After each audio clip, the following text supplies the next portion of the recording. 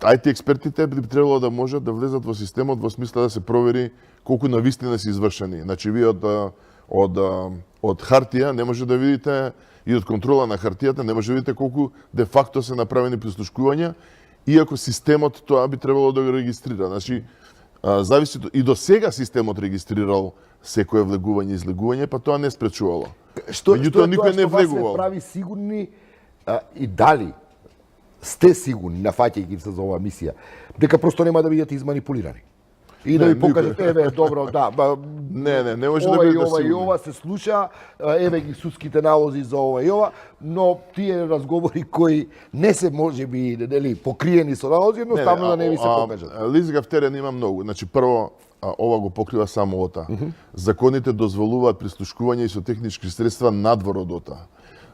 Дозволуваат релативно лесен пристап до прислушкување на разговори од меѓународен сообраќај. Еден куп други тајни следења и слично амерки кои што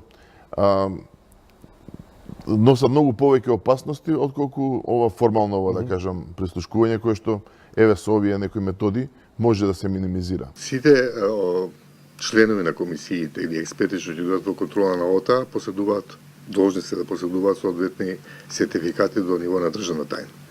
Тие сертификати ги обврзуваат да сите податоци кои ги имаат видено во текот на контролата ги чуваат само за себе и во рок од 5 години по престанок на мандатот. Вториот заштитен механизам во ОТА не постои содржина.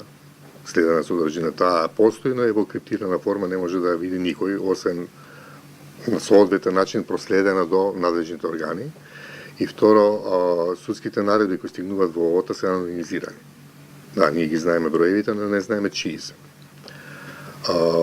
Можеме да го толкуваме тоа дека релативно е лесно да се дознае чиј е бројот, кога веќе го знаеш бројот, но таа обврска, како што важи за вработените во ОТА, важи и за членовите на надзорните тела кои ќе дојдат под контрола. Значи, они имаат обврска согласно сертификатот безбедносен, да све што ќе видат во текот на контролата го чуваат како државна тајна и да со тоа постапуваат согласно закон. Доколку има прекршувања,